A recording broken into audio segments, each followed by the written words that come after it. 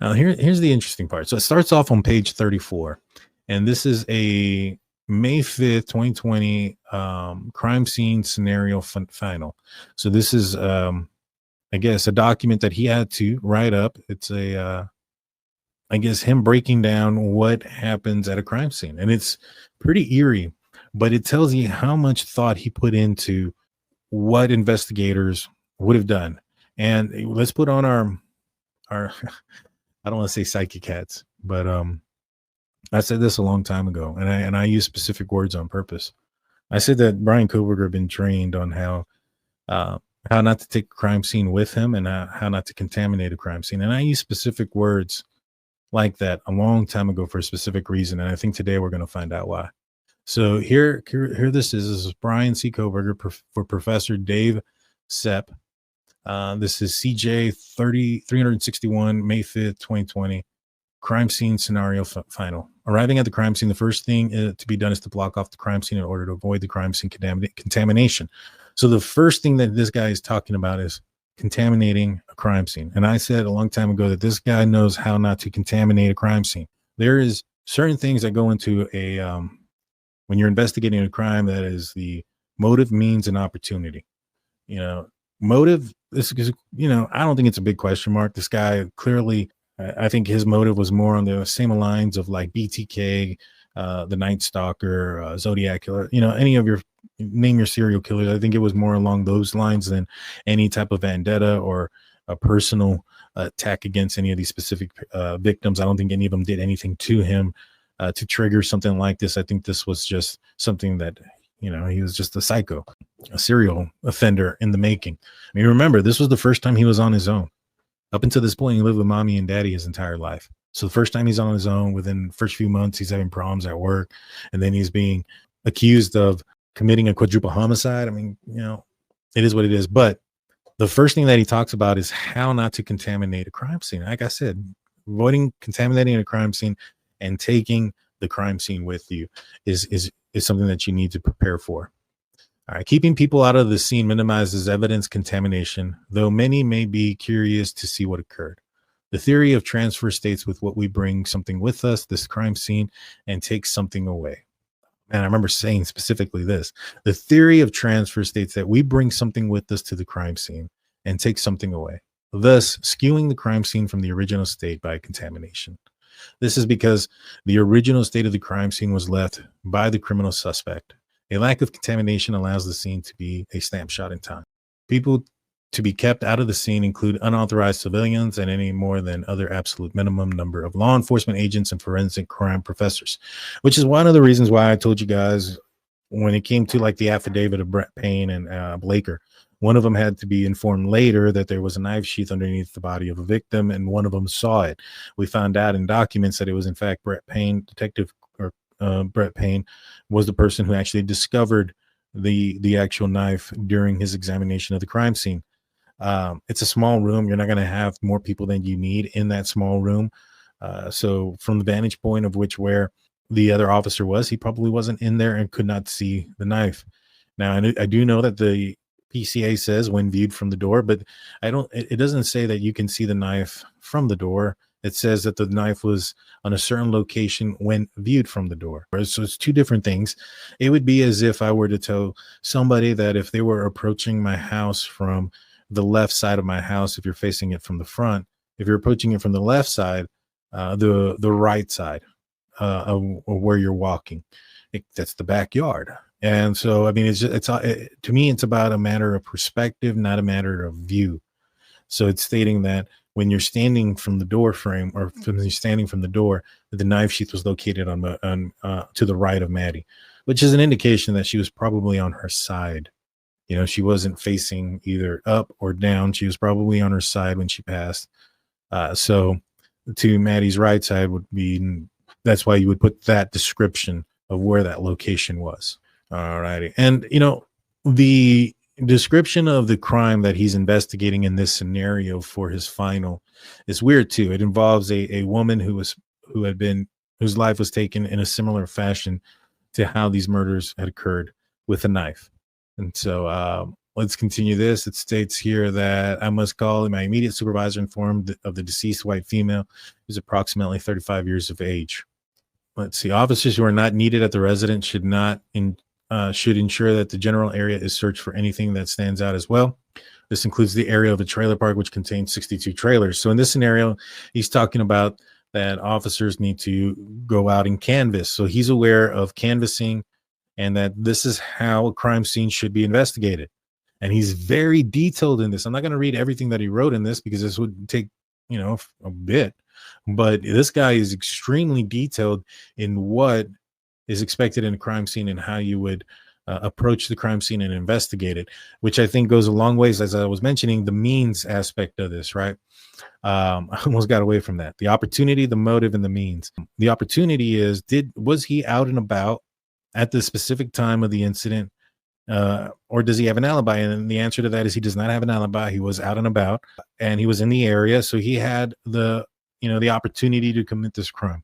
The means on it is more than just, is he capable of committing this crime? Does he have the strength? Does he have the dexterity, the culpability of committing the crime? It's also, does this person, whoever committed this crime, have the ability to commit the crime in the same manner that this crime was committed? Meaning that with a lack of DNA and evidence. The fact that they used DNA off of a knife sheath means that there was not much DNA, if not any, left behind by the suspect.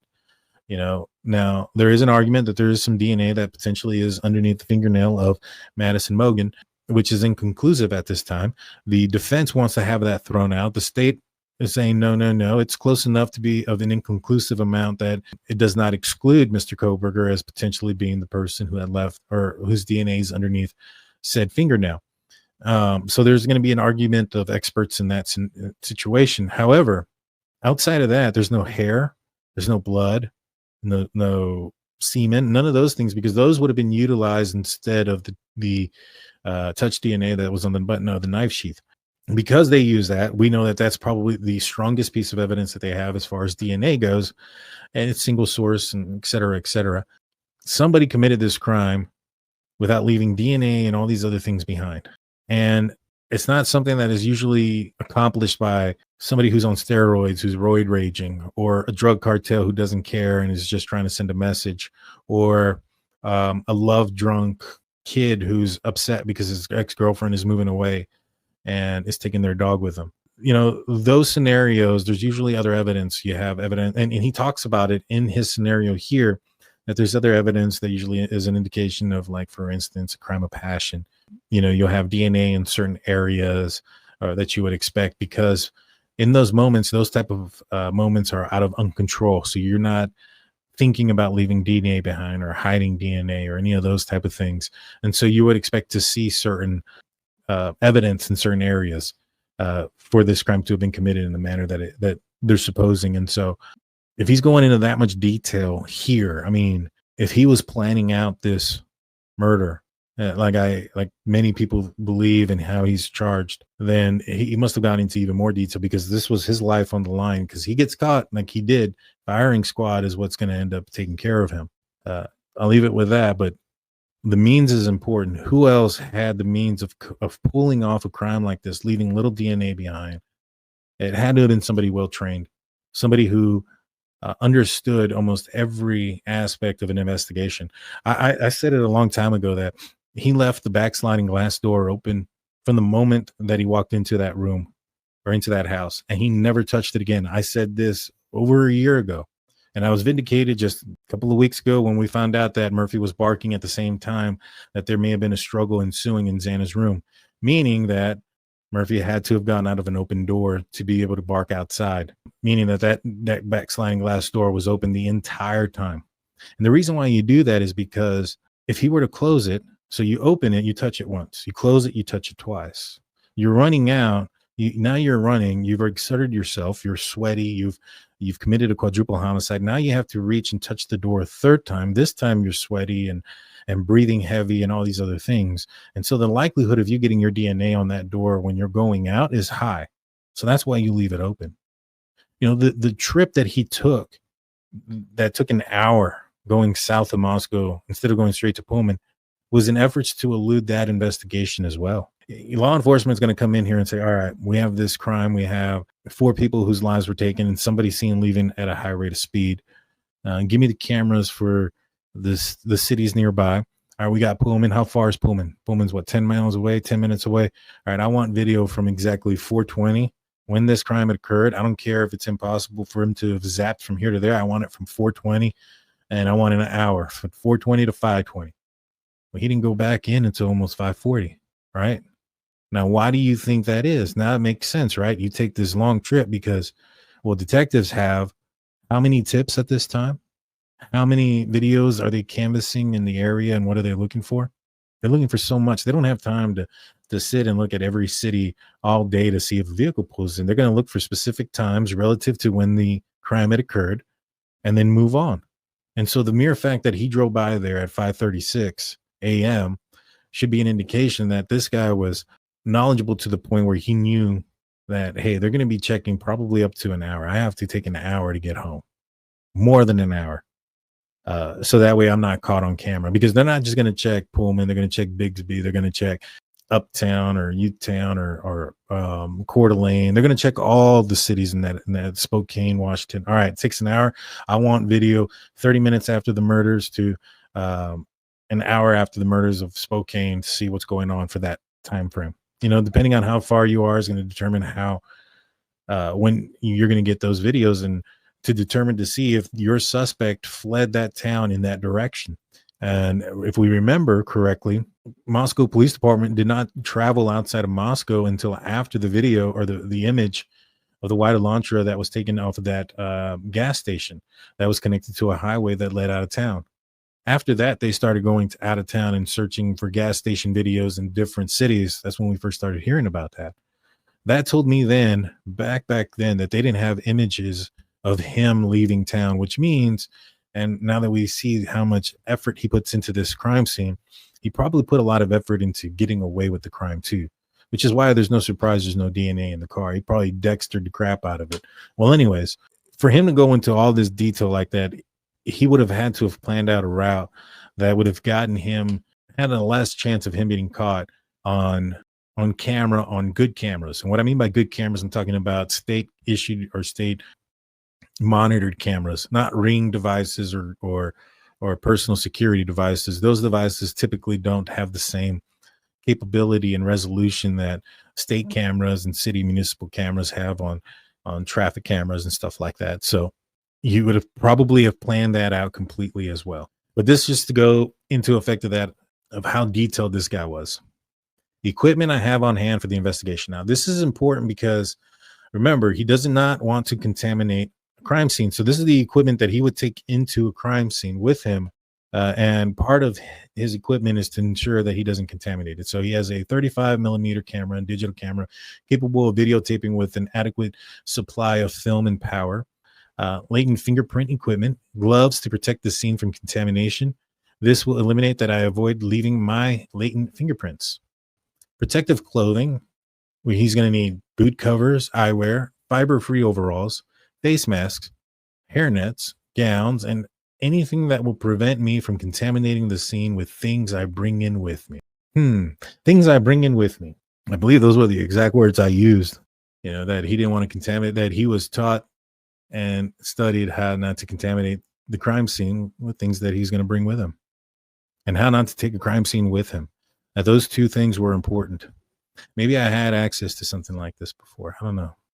Or maybe I am psychic. I mean, I know I keep interrupting those on TikTok. Don't know I'm reading a document and then interrupting it. It's either maybe somebody told me something, maybe I read something, or maybe I'm psychic, or maybe I'm just lucky. But I keep getting things right. Let's see. I must ensure myself and my fellow crime scene personnel are wearing gloves and other protective equipment to avoid contaminating the scene with latent fingerprints. A fiber-free boot cover would also be ideal to avoid leaving physical footprints or residue from the boot. Anything that is fiber-free and covers the mouth, hair, and overall body would be helpful in avoiding a crime scene contamination, since hair, saliva, skin cells, and other bodily fluid or cells may be added to the scene, thus contaminating it.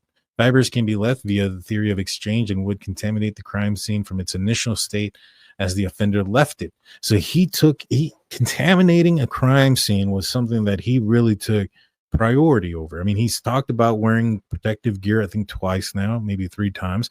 He's mentioned contaminating the crime scene since initially entering the crime scene from the word go. I mean, it's not like, hey, I got a call and I walked in and I saw somebody and then I started. It's my initial call is to avoid contamination. He doesn't even know what's happening. At this point in the scenario, life-threatening measurements, whether deciding whether to have an ambulance there or not has not yet been decided, etc. So initially, I mean, his whole point of view, or a lot of his attention is at contaminating the crime scene.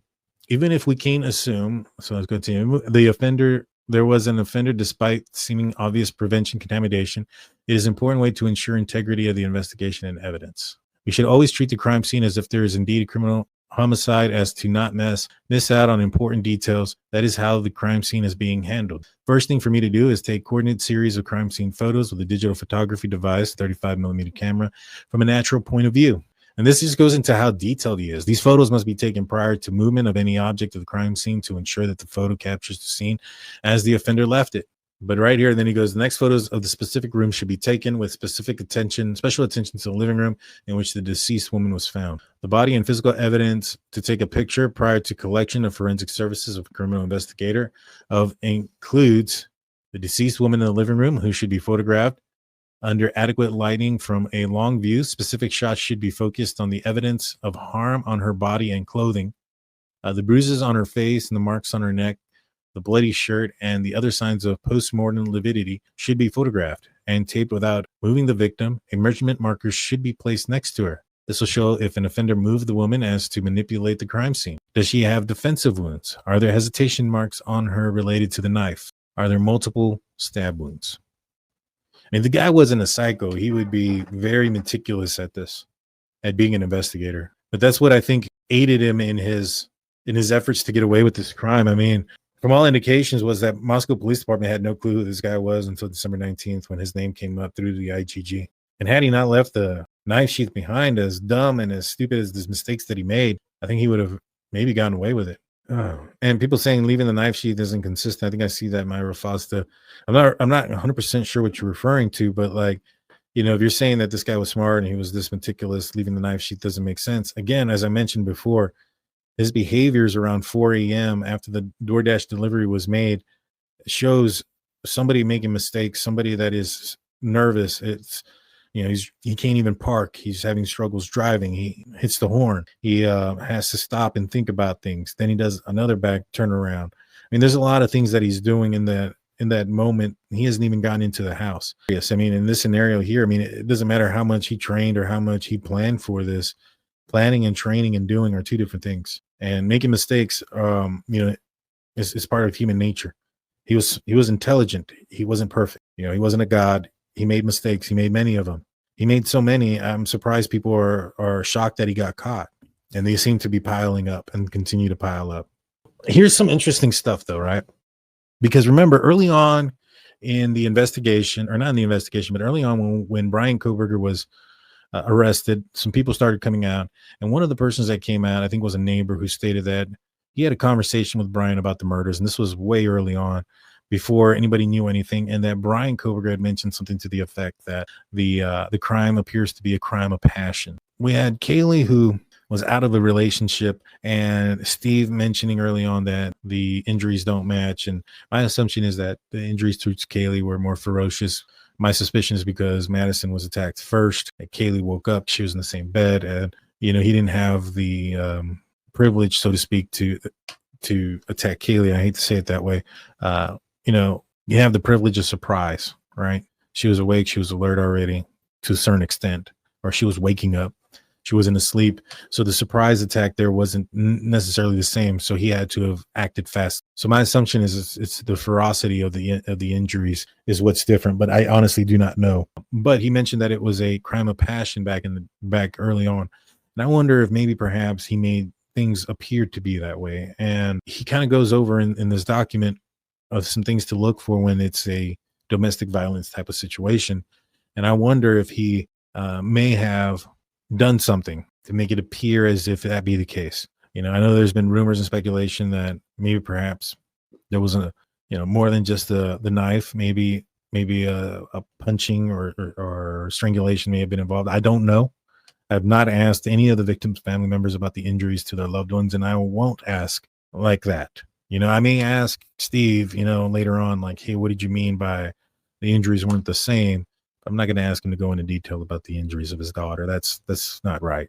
But if they were different and they may have been something like that, could it have been, Bryan Kohberger trying to give an illusion that this may have been the motive? And let's talk about what he says here. He says here, is there a sign of forced entry? This would be evident by broken glass from windows, pry marks on doors or windows surrounding the house. This should be photographed, videotaped, and documented. If there is not forced entry, it may be suggested that the woman knew her killer. He kind of goes into that. He also goes into other things. I may have already passed it, to be honest with you, of it potentially being a spousal type of thing. The next thing he talks about is crime scene sketch. Though it appears obvious that the knife was used in this crime, we do not know for sure and should make sure to document everything and look for less apparent evidence. Because to me, this is interesting based on what we know, right? He left the knife sheath behind. In his crime, there was a knife used, and I wonder if he did something so that it would, although it was apparent, that maybe try to throw off law enforcement, right? And he continues to say, even if there is an item introduced to the scene by an offender to throw off investigators, it is not the job of the investigator processing the crime scene to jump to conclusions. That's weird, right? Even if there was an item introduced to the crime scene by the offender to throw off investigators, like a something left behind, like a knife sheath. If you know what I'm saying,